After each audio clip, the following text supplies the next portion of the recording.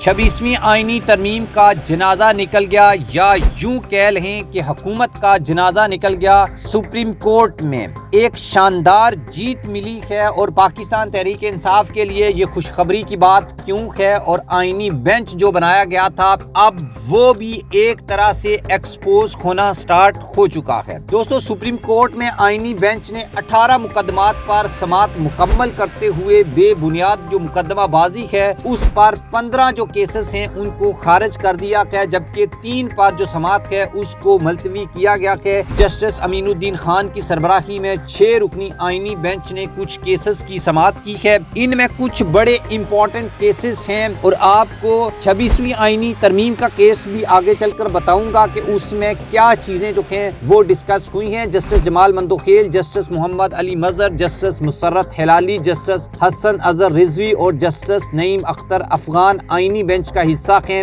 آئینی بینچ نے جو درخواستیں ہیں یا درخواست گزاروں کو مجموعی طور پر 60,000 روپے کے جرمانے بھی عائد کیے ہیں۔ آئینی بینچ نے غیر ملکی خواتین سے پاکستانیوں کی شادیوں پر پابندی کی درخواست بھی خارج کرتے ہوئے درخواست گزار کو 20,000 روپے جرمانہ کر دیا ہے۔ جسٹس محمد علی مظہر نے ریمارکس دیے کہ اگر ایسی درخواست کو اجازت دی گئی تو یہ درخواست بھی آ جائے گی کہ لوگوں کو شادیوں سے بھی روکا جائے۔ پی ڈی ایم دور حکومت میں قانون سازی کے خلاف درخواست بھی 20,000 روپے جرمانے کے ساتھ خارج کر دی گئی، جبکہ غیر ملکی جائیدادوں کے خلاف کیس میں درخواست گزار کو 20,000 روپے کا جرمانہ عائد کر دیا گیا۔ جسٹس جمال مندوخیل نے ریمارکس دیے کہ 60,000 مقدمات ایسے ہی مقدمات کے سبب زیر التوا ہیں۔ بینچ نے نارکوٹکس سے متعلق کیس اور جسٹس قاضی جان محمد کی تقرری کے خلاف درخواست بھی غیر مؤثر ہونے کے سبب نپٹا دی۔ اس کے بعد ڈی جی ملیر ڈیولپمنٹ اتھارٹی محمد سہیل کی تقرری کے خلاف جو درخواست تھی اس کو بھی نپٹا دیا گیا ہے۔ اب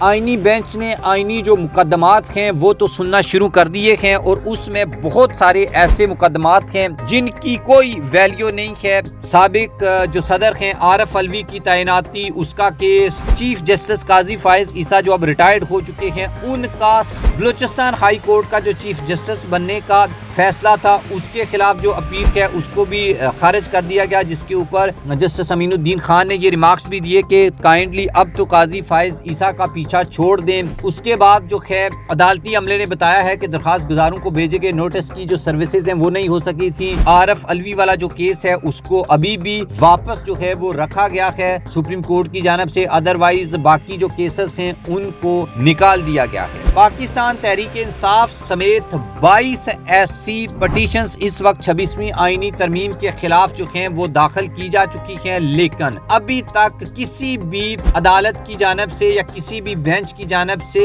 26ویں آئینی ترمیم کو ڈسکس نہیں کیا گیا، اور اس کا جو نمبر ہے وہ نہیں لگایا گیا۔ اب اس کی وجہ کیا ہو سکتی ہے؟ ایک تو یہ ہے کہ جو بینچ یہ سن رہا ہے وہ بذات خود اس 26ویں آئینی ترمیم ہی کا یعنی اس کی بائی پروڈکٹ ہے، تو وہ کیسے جو ہے وہ اس 26ویں آئینی ترمیم جو ہے اس کو خارج کرے گا؟ لیکن اس حوالے سے ایک جو ہے وہ جو خبر میں نے آپ کو بتائی تھی وہ سندھ ہائی کورٹ سے متعلق تھی کہ سندھ ہائی کورٹ جو ہے اس کے لیے آئینی بینچز کے لیے جوڈیشل کمیشن بیٹھا بھی تھا لیکن وہ نہیں بن سکے تھے، اور اس کے بعد یہ خبریں آئی تھیں سندھ ہائی کورٹ کے پاس یہ اختیار ہے کہ وہ 26ویں آئینی جو ترمیم ہے اس کے کیسز 25 نومبر تک سن سکتے ہیں۔ اگر وہ کوئی بڑا فیصلہ سبمٹ کرتے ہیں تو یہ ایک بہت بڑی تبدیلی ہوگی، اور کل بلاول بھٹو نے بھی 26ویں آئینی ترمیم کو لے کر حکومت نے جو وعدہ خلافی کی ہے اس کا ذکر کیا تھا۔ سندھ ہائی کورٹ میں 26ویں آئینی ترمیم کیس میں حکم نامہ جاری کرتے ہوئے اٹارنی جنرل کی جو سماعت ہے اس کے ملتوی کرنے کی جو زبانی استدعا ہے اس کو رد کیا گیا تھا، اور یہ کہا گیا تھا کہ عدالت سمجھتی ہے کہ وفاقی حکومت کو درخواستوں پر تحریری جواب جمع کرانا چاہیے۔ ایڈیشنل اٹارنی جنرل نے موقف اپنایا کہ معاملہ سپریم کورٹ میں ہے، اس لیے اس کی سماعت جو ہے وہ نہ کی جائے، اور 26ویں آئینی ترمیم پر وفاقی اور سندھ حکومت کو تحریری جواب جو ہے وہ جمع کروانے کا فیصلہ کیا گیا ہے۔ عدالت نے آئندہ سماعت پر وفاق اور سندھ حکومت سے درخواستوں پر تحریری جواب جمع کرتے ہوئے سماعت 3 ہفتوں کے لیے ملتوی کر دی ہے، اور اب 26ویں آئینی ترمیم کا جو ایشو ہے یہ سپریم کورٹ میں پہنچ چکا ہے۔ اب اس کے اوپر جو بھی فیصلہ آئے گا وہ بہت زیادہ انٹرسٹنگ ہونے والا ہے۔